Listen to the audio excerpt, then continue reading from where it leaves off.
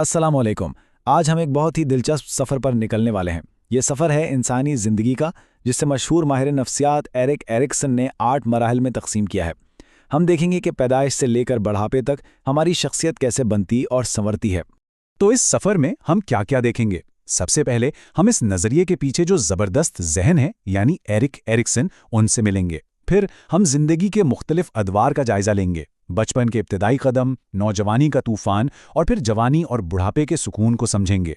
और आखिर में कुछ सवाल जवाब के जरिए ये पक्का करेंगे कि हमें सब कुछ अच्छी तरह समझ आ गया है।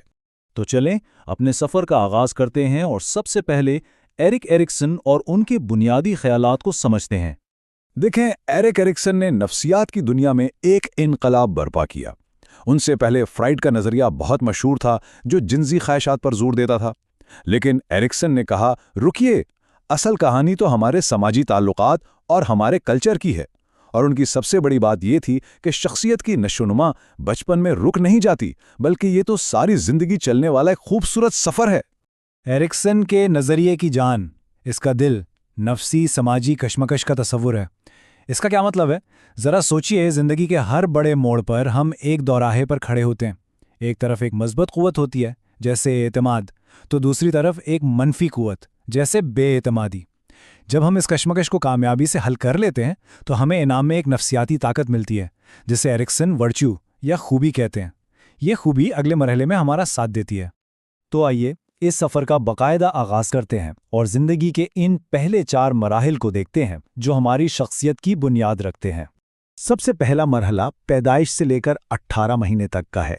यहाँ सबसे बड़ी कशमकश एतमाद बामुकाबला बेएतमादी की है। एक नन्हे बच्चे के लिए उसकी पूरी दुनिया उसके वालिदैन हैं। अगर उसे वक्त पर प्यार, तवज्जो और देखभाल मिले तो वो सीखता है कि ये दुनिया एक महफूज जगह है। उससे उसके अंदर उम्मीद की किरण पैदा होती है। फिर 18 महीने से 3 साल की उम्र में बच्चा खुद मुख्तारी चाहता है। वो कहता है, मैं खुद करूंगा। अगर उसकी हौसला अफजाई की जाए तो उसमें इरादे की ताकत पैदा होती है। तीसरा मरहला है 3 से 6 साल की उम्र का, जिसे पेशकदमी बमुकाबला एहसास जुर्म कहते हैं। इस उम्र में बच्चा खुद से खेल बनाता है, मंसूबे बनाता है और बहुत सारे सवाल पूछता है।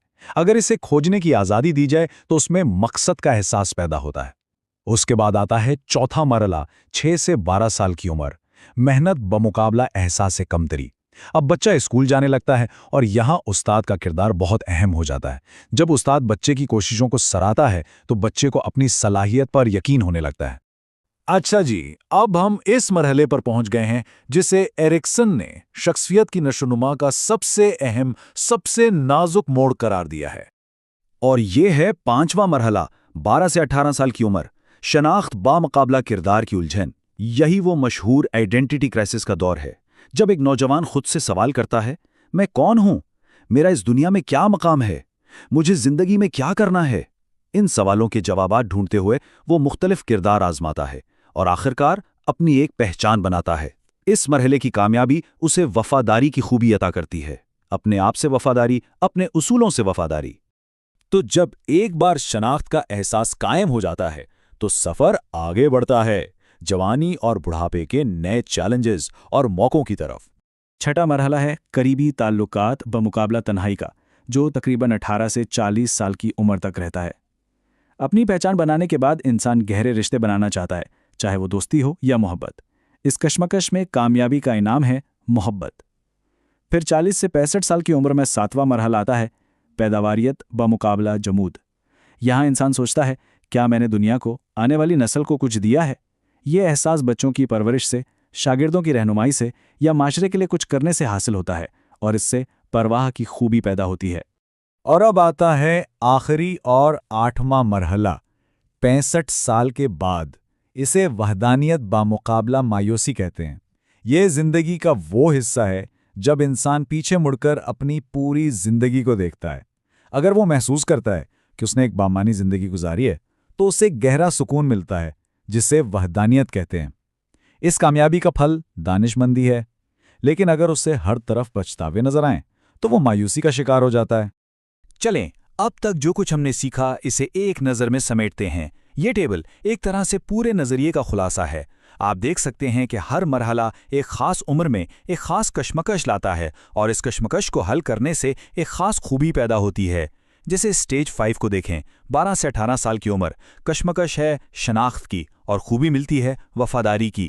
یہ ٹیبل آپ کو سب کچھ یاد رکھنے میں بہت مدد دے گا۔ تو اب وقت ہے اپنے علم کو پرکھنے کا۔ چلیں دیکھتے ہیں کہ ہمیں ایرکسن کا یہ دلچسپ نظریہ کتنا سمجھ میں آیا ہے۔ پہلا سوال، ایرکسن کا نظریہ نشوونما کے کس پہلو پر زور دیتا ہے؟ بالکل صحیح، یہ نفسی سماجی یعنی سائیکو سوشل پہلو پر زور دیتا ہے۔ دوسرا سوال، ایرکسن نے انسانی زندگی کو کتنے مراحل میں تقسیم کیا ہے؟ جی ہاں، 8 مراحل میں۔ اور تیسرا سوال، نفسی سماجی کشمکش کیا ہے؟ یہ ہر مرحلے کا وہ بنیادی مقابلہ ہے 2 مخالف قوتوں کے درمیان، جیسے اعتماد اور بے اعتمادی کا مقابلہ۔ چلیں آگے بڑھتے ہیں۔ سوال نمبر 4، پہلے مرحلے میں بچہ اعتماد کیسے حاصل کرتا ہے اور اس سے کون سی خوبی پیدا ہوتی ہے؟ جواب ہے والدین کی مسلسل اور محبت بھری دیکھ بھال سے، اور اس سے امید کی خوبی جنم لیتی ہے۔ سوال نمبر 5، خود مختاری بمقابلہ شرم و شک کا مرحلہ کس عمر میں ہوتا ہے اور اس سے کیا خوبی ملتی ہے؟ یہ 18 ماہ سے 3 سال کی عمر میں ہوتا ہے اور اس سے ارادے کی طاقت ملتی ہے۔ چھٹا سوال، بچے میں احساس جرم کیسے پیدا ہوتا ہے؟ یہ تب ہوتا ہے جب اس کی پہل کرنے کی کوششوں کو بار بار ٹوکا جائے یا ان پر تنقید کی جائے۔ اب سوال نمبر 7، محنت بامقابلہ احساس کمتری کے مرحلے میں استاد کا کردار کیوں اہم ہے؟ کیونکہ استاد ہی بچے کو نئی مہارتیں سیکھنے میں مدد کرتا ہے اور اس کی کوششوں پر شاباش دے کر اس میں صلاحیت کا احساس پیدا کرتا ہے۔ اور 8واں سوال، شناخت کا بحران یعنی آئیڈینٹی کرائسس کا تعلق کس مرحلے سے ہے؟ بالکل، اس کا تعلق 5ویں مرحلے سے ہے۔ شناخت بامقابلہ کردار کی الجھن، جب نوجوان خود سے پوچھتے ہیں میں کون ہوں؟ ہمارا 9واں سوال ہے، قریبی تعلقات بمقابلہ تنہائی کے مرحلے میں کون سی کشمکش حل ہوتی ہے؟ اس میں گہرے پرخلوص اور پائیدار رشتے بنانے کی کشمکش حل ہوتی ہے۔ اور آخری 10واں سوال، پیداواریت اور وحدانیت کے مراحل میں بنیادی فرق کیا ہے؟ فرق یہ ہے کہ پیداواریت کا تعلق مستقبل سے ہے، یعنی اگلی نسل کے لیے کچھ کرنا، جبکہ وحدانیت کا تعلق ماضی سے ہے، یعنی اپنی گزاری ہوئی زندگی پر دانشمندی کے ساتھ نظر ڈالنا۔ اس ساری گفتگو کے آخر میں ایک سوال میں آپ کے لیے چھوڑ رہا ہوں۔ ذرا سوچئے، ایرکسن کے اس نقشے کے مطابق آپ اس وقت زندگی کے کس مرحلے پر ہیں؟ اور اس مرحلے کا سب سے بڑا چیلنج، سب سے بڑی کشمکش آپ کے لیے کیا ہے؟ اس پر سوچنا خود کو سمجھنے کی طرف ایک بہترین قدم ہو سکتا ہے۔